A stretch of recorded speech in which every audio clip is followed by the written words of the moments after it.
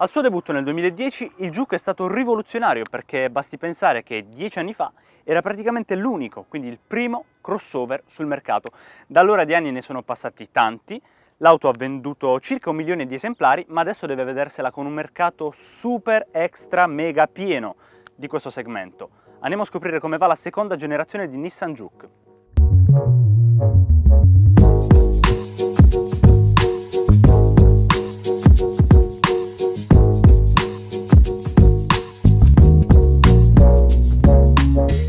Il Juke in questi 10 anni è cresciuto, e non solo in dimensioni.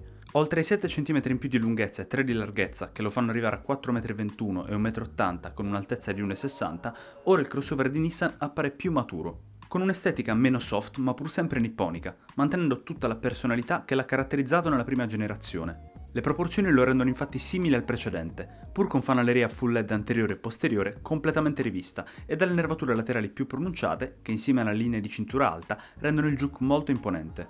Le dimensioni maggiorate hanno permesso un'importante crescita del baule, che arriva ora a 422 litri con una superficie ben sfruttabile, nonostante il piano di carico alto, e offre un doppio fondo, 2 ganci e una luce di cortesia. La capacità sale a 1088 litri una volta abbattuto il divanetto posteriore in configurazione 60-40, che crea un piano obliquo ma senza scalini.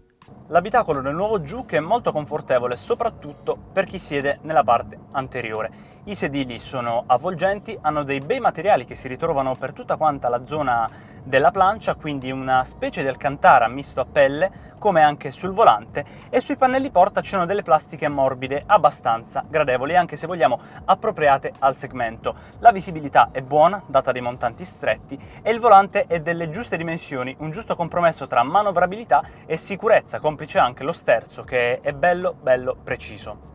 Se però la visibilità anteriore è molto buona, non posso dire lo stesso, complice la classica forma dei crossover, per il suo lunotto che ne toglie veramente parecchia.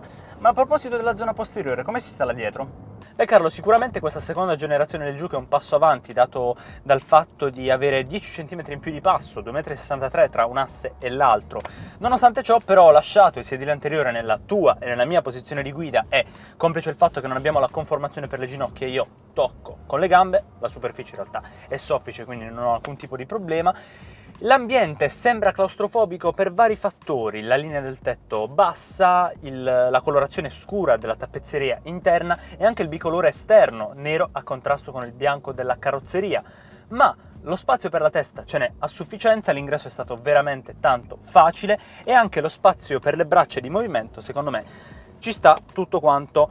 Il terzo passeggero posteriore, quindi quello che siede al centro, per quanto solitamente debba essere un bambino, in questa può essere anche un adolescente, comunque una persona più bassa della media, perché il tunnel centrale non dà assolutamente fastidio e non c'è neanche troppo ingombro, perché il bracciolo anteriore con il tunnel offre un piccolo portaoggetti e una presa USB per caricare lo smartphone, quindi anche qui nessun problema.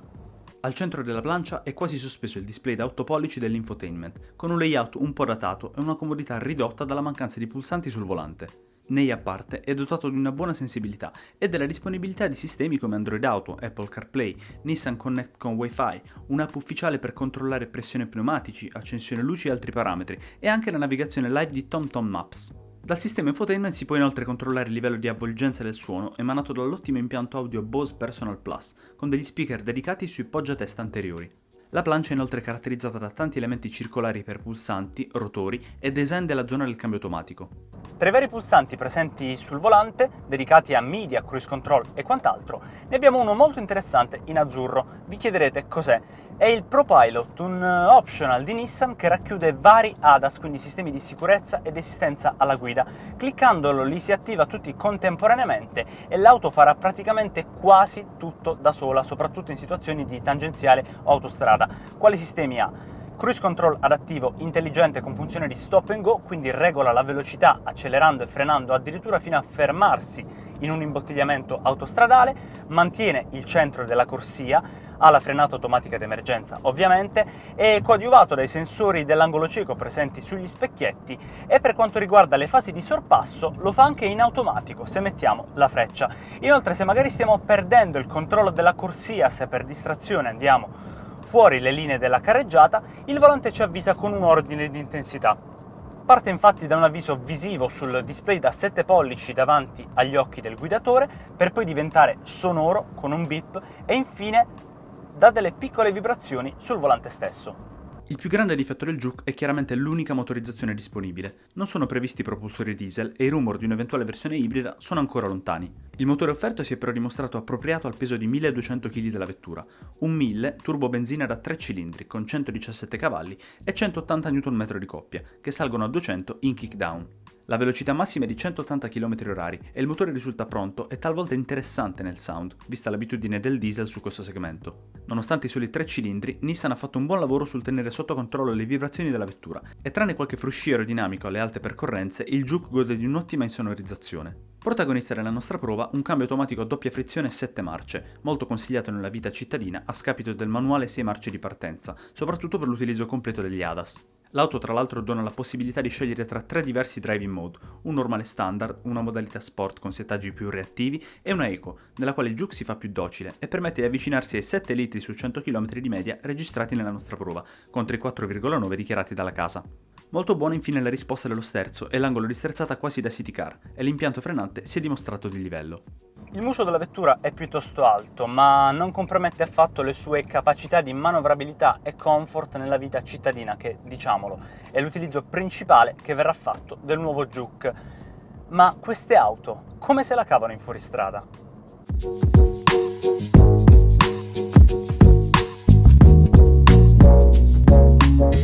Per scoprirlo siamo venuti in campagna, perché ragazzi va detto, quest'auto gioca sì con il look, fare il fuoristrada, molto alta da terra, le protezioni in plastica, ma secondo noi, oltre un comodo tratturo tra i meravigliosi ulivi pugliesi, secondo noi non va.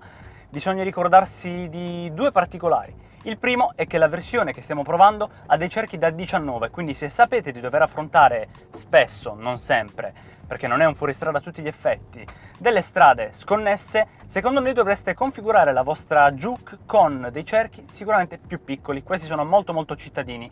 Il secondo particolare da tenere a mente è il fatto che la base di quest'auto è la stessa piattaforma modulare di auto del gruppo Renault come la Captur.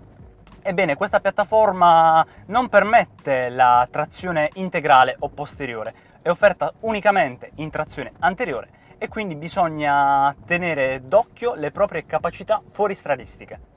Se però non permette la trazione integrale, sicuramente dà delle ottime capacità dinamiche, perché l'altezza da terra, soprattutto con i cerchi più grandi, dovrebbe farsi sentire. Qui nel frattempo in campagna i vari sensori e telecamera a 360 mi avvisano degli ostacoli, però è un'auto con molto poco rollio, molto stabile e con veramente poco sottosterzo in curva. Mi ricorda davvero tanto la nostra prova di qualche mese fa con la sua cugina francese, la Renault Captur.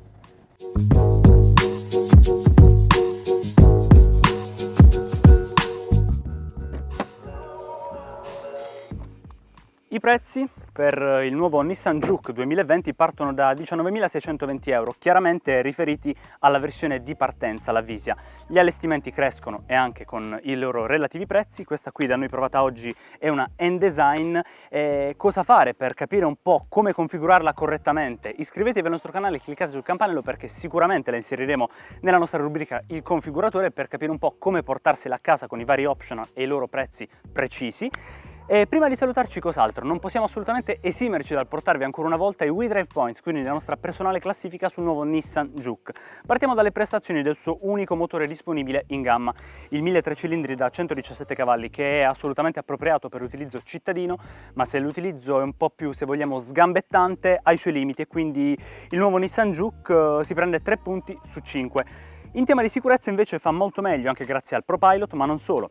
Anche grazie alla stabilità, perché il nuovo Nissan Juke si aggiudica 5 punti su 5. Proseguendo, qualità costruttiva, c'è qualche incertezza negli assemblaggi, i materiali scelti sono stati molto apprezzati e quindi ci troviamo nella media su 3 punti su 5, così come 3 punti su 5 vanno anche per la praticità generale nell'utilizzo quotidiano.